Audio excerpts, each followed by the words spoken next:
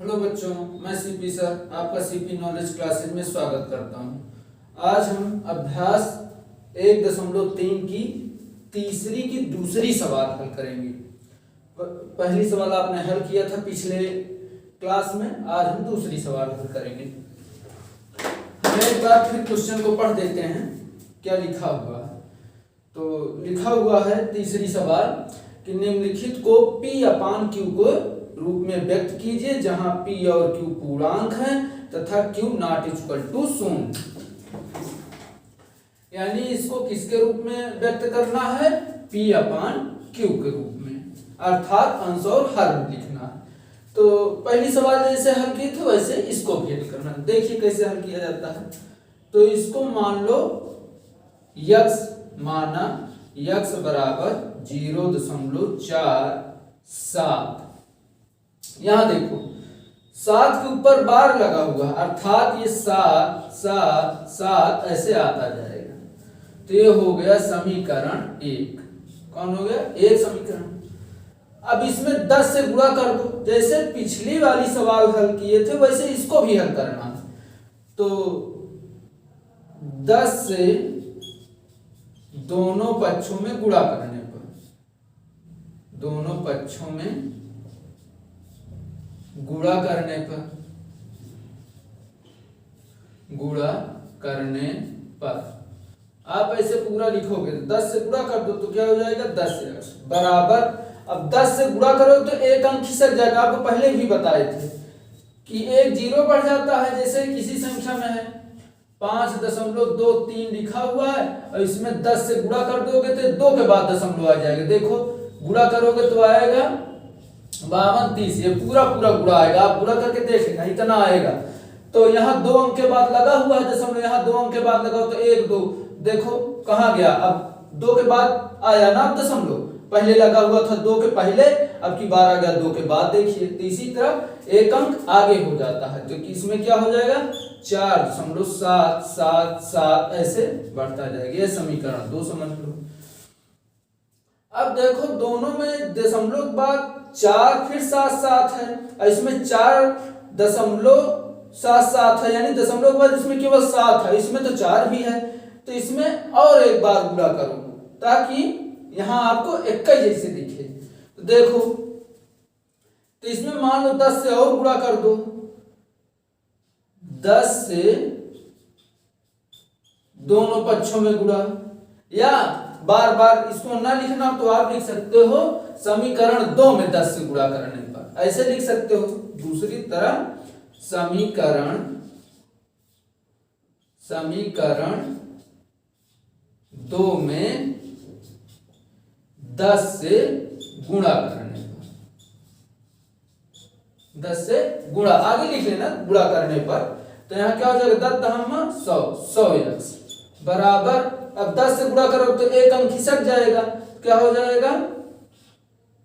47.777 ऐसे अनुमान चलता जाएगा। अगर अब ध्यान दो तो अब दोनों एक जैसे दिख रहा है। यहां भी दशमलव बाद 7 है, यहां भी दशमलव बाद 7 है, यानी अब घटाने में ठीक रहेगा। समीकरण 1 में ऐसा नहीं था, उसमें तो एक ही बार गुणा करने के बाद दशमलव बाद सेम अंक मिल गया था। लेकिन इसमें नहीं है, इसमें दशमलव बाद 4 भी है और इसमें दशमलव बाद केवल 7 है, अर्थात यहां से काम ना बनता। इसमें आप सवाल नहीं कर पाते। लेकिन यहां देखो अब यहां से बन जाएगा। देखो यहां भी दशमलव बाद 7 है, इसमें भी दशमलव बाद 7 है। अब हम घटाने में आसान हो जाएगा। तो अब क्या करोगे? समीकरण, इसको हम शॉर्ट में लिख दे। समीकरण पूरा ऐसे लिखना है, शॉर्ट में लिखना है। तो इस तरह समीकरण 3 से 2 को घटाने पर, 2 को घटाने पर पहले इतना लिख लो, उसके बाद हम ऊपर फिर लिखते हैं, क्योंकि नीचे लिखेंगे तो आपको दिखाई नहीं देगा। पहले इतना उतार लीजिए।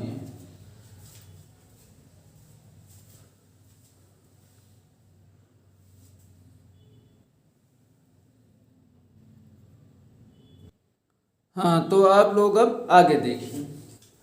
तो आगे देखो, अब इसको घटाओ। 100 में से 10 घटाओगे कितना आएगा? 90x आएगा। घटा के देख लेना। बराबर यहां 47.7 सात सात सात एंड सो ऑन, ऐसा इसको घटाना है 4.777 को। तो यहाँ ध्यान दो तो ये 0 0 हो जाएगा पूरा इधर, और यहाँ कितना बचा है 7 में 4 गए 3, 7 में 4 गए 3 ना, यहाँ बचा 4, यानी कितना बचा 43, बाकी सब शून्य हो गया, और दशमलव बाद 0 का कोई मतलब नहीं निकलता है, तो ये केवल बचा कितना 43 ये बचा। तो x बराबर कितना हुआ 43/90। अब कोई कटेगा तो काट देना, नहीं कटेगा तो यही आंसर हो जाएगा। तो ये गुणा में था, ये गुणे में था तो इधर आया भाग में, ये आंसर। और कटेगा तो आप काट दोगे, तो आप लिख लीजिए, कटेगा तो काट देना, नहीं कटेगा तो यही आंसर है।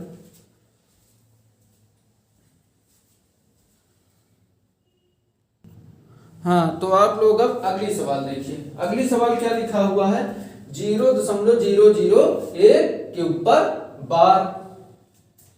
तो इसको भी मान लो ऐसे ही, माना x बराबर 0.001। तो बार नहीं लगाते हैं, पूरी संख्या ही लिख देते हैं। तो फिर क्या है, बार का मतलब है इसके ऊपर बार लगाओ, यानी यही संख्या बार बार आएगी, यानी फिर से 001 फिर 001 इसी तरह आता जाएगा। ये समीकरण 1 हो गया। अब यहां ध्यान दो, तो अगर 10 से हम गुणा करेंगे तो कोई फर्क नहीं पड़ेगा, क्योंकि 10 के बाद गुणा करो तो यहां फिर कहां एक ही संख्या नहीं मिलेगी घटाने में, ठीक है। तो आप लोग देख भी सकते हो, जैसे दूसरी नंबर सवाल में हल किए थे, पहली दूसरी तीसरी तीनों अलग अलग टाइप के, क्योंकि हम आपको ध्यान क्या देना है कि दशमलव के बाद सेम अंक ही मिले, मतलब गुणा करोगे जो 10 से 100 से जिससे गुणा करना, उसमें भी दशमलव के बाद वही अंक दिखना चाहिए जो इसमें रहे, यही करना है। फिर से बता देते हैं क्या करना है, उसी संख्या जैसे 10 से या 100 से जहां जिससे करो, करना वही कि गुणा करने के बाद दशमलव के बाद इसमें जैसा अंक दिख रहा है वैसा उसमें भी दिखे, तभी घटाने पे अगला शून्य शून्य हो जाएगा दशमलव के बाद, नहीं शून्य ही नहीं होगा तो फिर घटा कैसे पाओगे। तो यहां किसमें गुणा करेंगे, समीकरण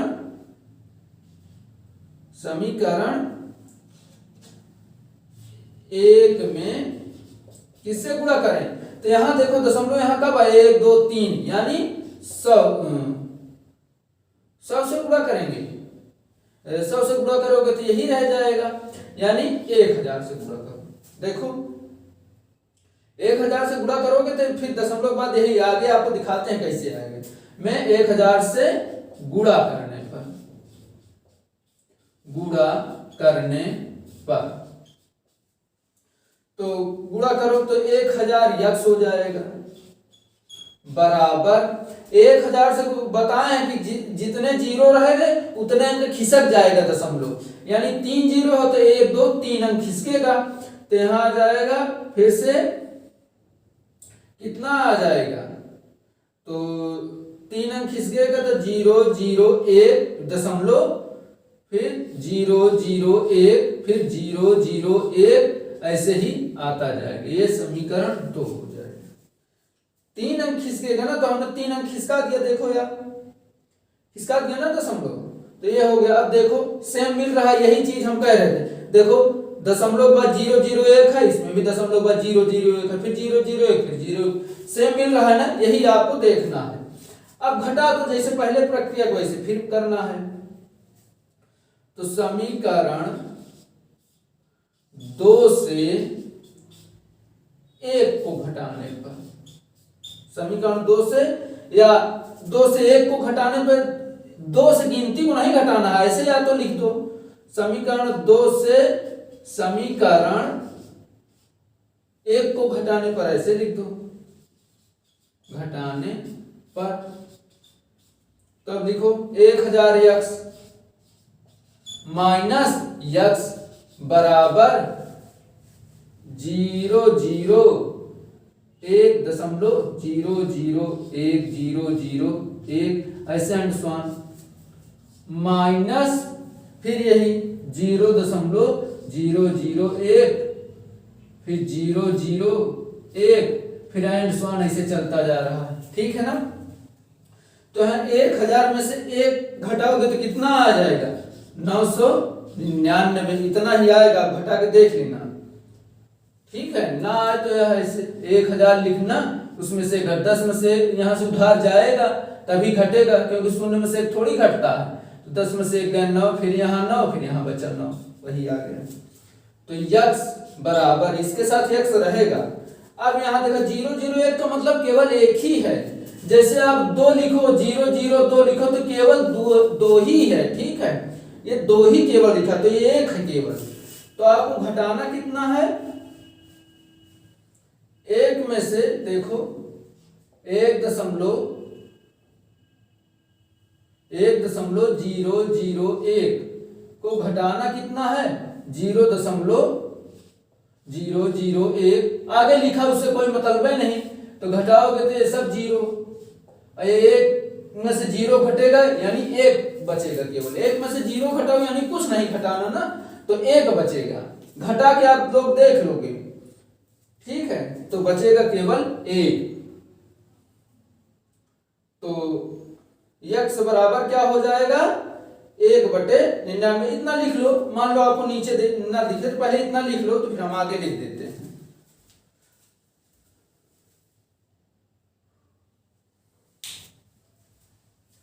यार दिख रहा होगा आपको, तो देख लीजिए, लिख देते हैं। तो आएगा कितना, यक्स बराबर 1/999 यानी 999, यही आंसर लिख लीजिए आप।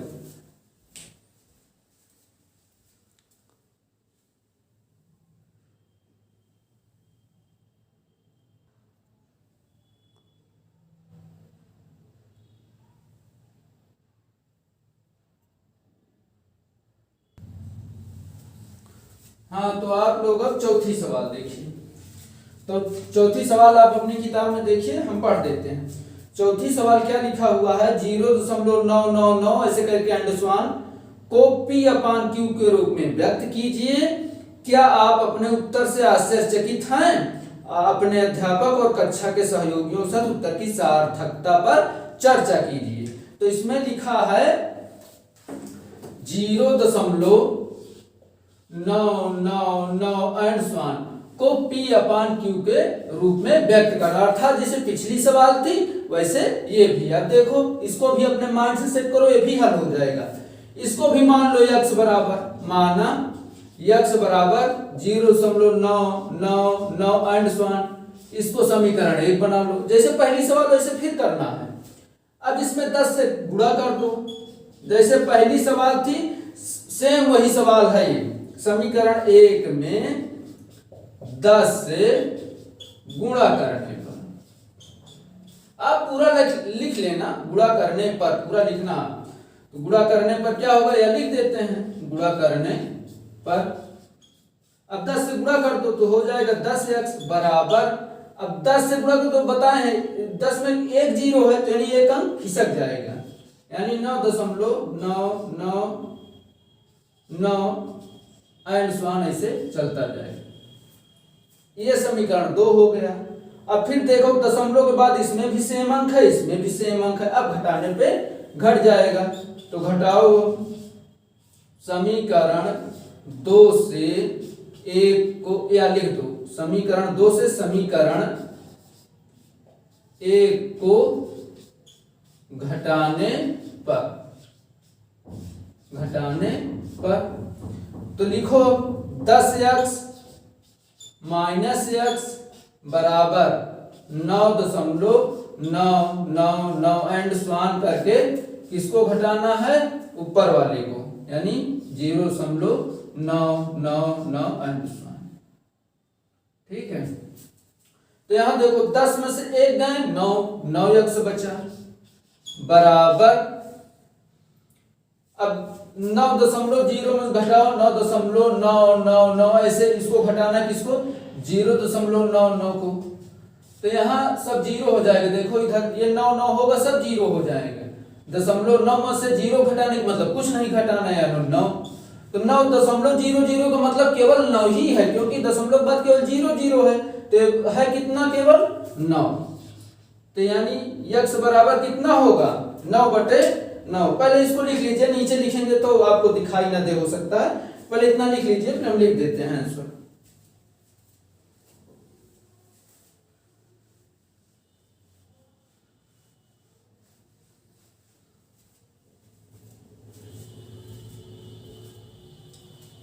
तो देखिए इसके आगे भी देख लीजिए, आपको दिखाई दे रहा होगा, दिखाई देगा क्योंकि है थोड़ा जगह, तो देख लो इसी में। तो x बराबर क्या होगा 9/9, ठीक है ना। अब 9 एक कम 9, 9 एक कम 9 कट जाएगा, बराबर कितना आएगा 1। 1/1 का मतलब है, ये लिख दें जैसे आएगा कितना 1/1। 1/1 का मतलब क्या है, वो एक ही है। 1/1 का मतलब एक ही है केवल, तो एक है इसका आंसर हो गया।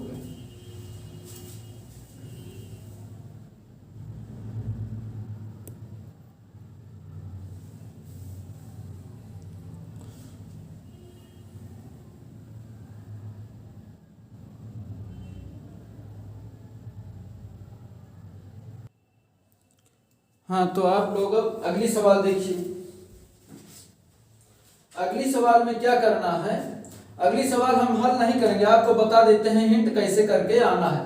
ये आपके लिए होमवर्क, क्या है होमवर्क है। होमवर्क करना है 1/17 लिखा हुआ है, 1/17। तो 1/17 करोगे क्या आप, 1/17 के दशमलव प्रसार में अंकों के पुनरावृत्ति खंड में अंकों की अधिकतम संख्या क्या हो सकती है पूछ रहा है। तो 1/17 लिखा हुआ है, तो दशमलव के बाद इसमें कम से कम 16 अंक आएंगे, 17 अंक नहीं आएंगे, ठीक है। कम से कम मतलब एक अंक कम होता है इसमें, तो ये 16 अंक कम से कम, ये नहीं कि 17-18 आ जाएंगे, 17-18 इसमें नहीं आएगा। इसमें दशमलव बाद कितने अंक आएंगे 16। तो कह रहा अपने उत्तर की जांच के लिए विभाजन क्रिया कीजिए, यानी अपने उत्तर की जांच के लिए कह रहा विभाजन क्रिया अर्थात भाग देना है। 17 से किसको 1 को, 17 से 1 को भाग देना है। तो आप ये होमवर्क आपके लिए, आप इसको करके आना, क्योंकि सरल है ये, 2, 3, 4 की सवाल है, इसको हल करते हैं। बाकी नहीं आएगा तो हम करेंगे, लेकिन इसको करना अपने आप से ईमानदारी के साथ, कहीं देखना नहीं है, अपने आप बैठ के करना, उसके बाद तब उत्तर देखना। आज के लिए बस इतना।